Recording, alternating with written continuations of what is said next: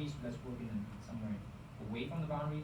N equals to minus 24, negative 24. And n plus 1 equals to minus 23, right? So for the corresponding W down value of n minus 23, we're going to take this and then multiply by, remember, P. What is P? P is what we calculated of initial probability at n equals to minus 23 for time 0 of initial probability. And that's what we have. And essentially, I'm going to repeat this, right, for all of them, right?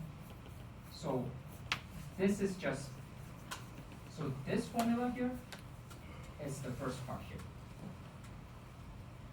And this part here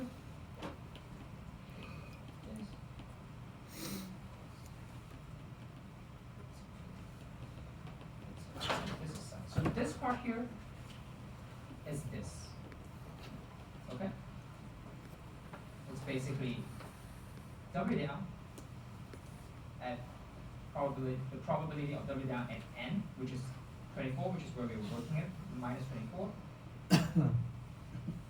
into the probability of seeing it at minus 24. This, okay? So that's all it does. And we just want to kind of combine it together. Plus, just giving it the right signs. Right, that's all we're going to do here.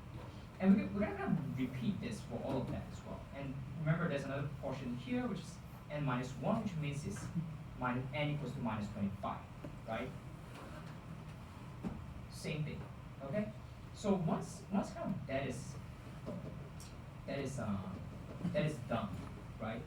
You can just put it in here, right? So if you put them all together by copying the formulas here, you're gonna have this, right? Now we have this, and you can kind of just work. Now this is basically applies across the board, right, for all of them. And let's say now you paste it over. So you notice that at the boundaries it doesn't work because some of the values don't exist. It's just kind of what we talk about, right? So when we kind of run into those special situations, this set of rules are very useful because they tell us what to do, right? And because of the way I've set up my formulas, where it's replicating exactly the order that we have here, it's very easy, right? Just go in here and say, oh, okay, yeah, so W down minus n given multiplied by the probability of minus n, that's not a thing. Let's get rid of it. Q, right? So the second part of the equation, take that away. Now let's look down. N minus n minus 1, all this stuff, also not a thing. Get rid of it. We do want to retain the sign here though, right? Remember the sign? Okay. And we're done, right? So this is just kind of processing the special case. And on the other side, you do the same thing.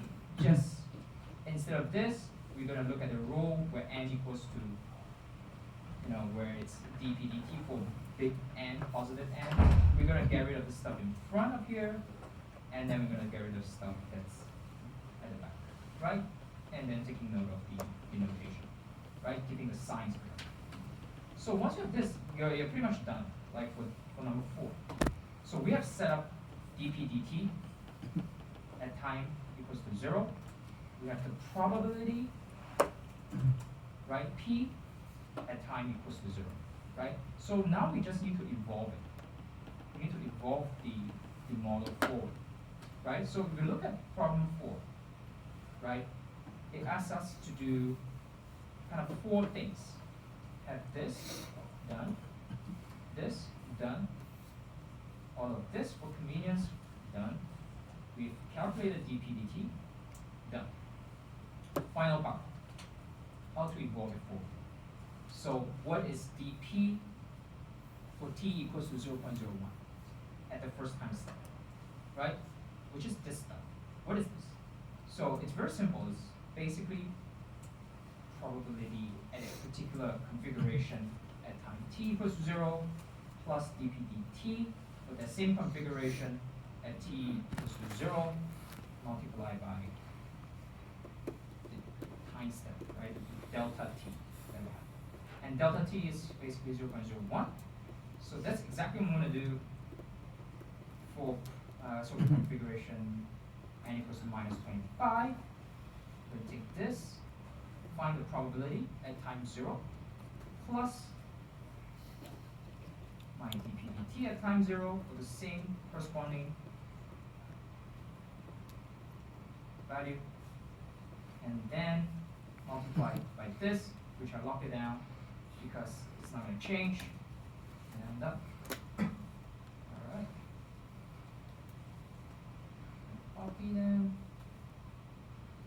and I'm going to copy for all the values of time t, right? And because these are relative references going forward, and also on the dp/dt side, right?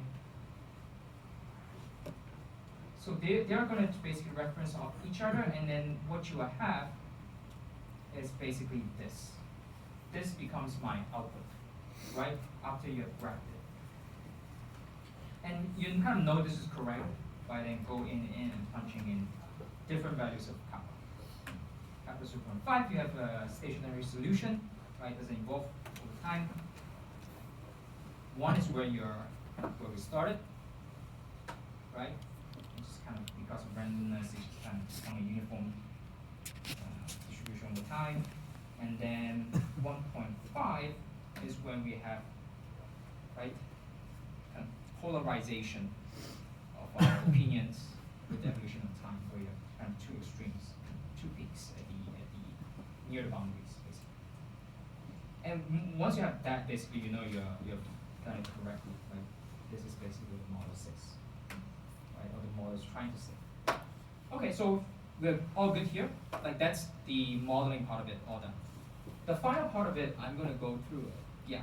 So how did you output this graph? Okay, yeah. Okay, I'm just gonna get into it. So this part is the graphing part of it. It's very specific to Excel. You feel free to kind of use another way of outputting this graph in whatever software that you're comfortable with. But in terms of using Excel, the problem with Excel is that it has some limits in terms of how many data points it can take. I think it's 255 or 225, right? So you need to kind of have to crop the data a little bit, right? And that's what I'm doing here. Essentially, what I want to do as an output is this. I want to have social configurations for little n, represented by little n, and I'm gonna, instead of going from step of 1, I'll do step 5, right? So I'll have negative 25 to 225. Probability of time, that's fine. Like that is not like limited. So it can have like going all the way out to 6.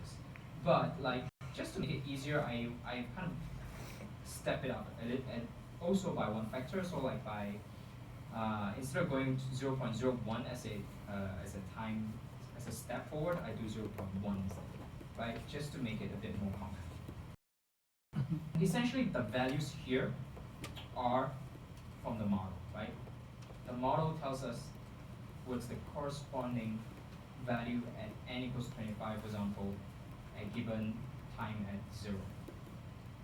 My output is going to be exactly the same as that, right? Those two values match up. And I just need to populate this. Once you have done this, I'll go into a little bit of details how you can do it. There are a couple of ways to do it. But essentially, that's what you want to do. Go here and then select all of the data here and just insert a.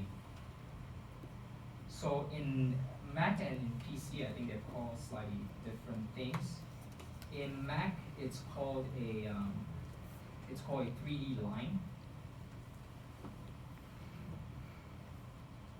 Makes a lot of sense. So the way that it's configured is probably not going to do it right. So you will have this. You'll probably need to, at least what I've seen, if you're setting up the way that I've done it, you need to do this switch row, and same thing for PC. So PC will be called an area graph, I think, or surface graph.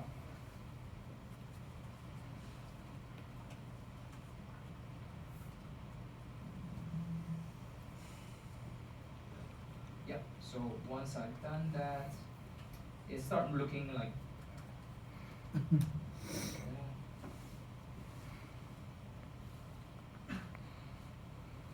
start looking more like what something that we have here. Basically, it's just rotating the axis. Mhm. So we can do 3 rotations, and let's rotate the x-axis. And I'll rotate here. It kind of looks something like what we have here. Like, you gotta figure out what's the best thing that works for you. You can change the perspective a little bit as well. Just like, depending on the amount of depth that you want to show. And like another way, drag it out. And so one kind of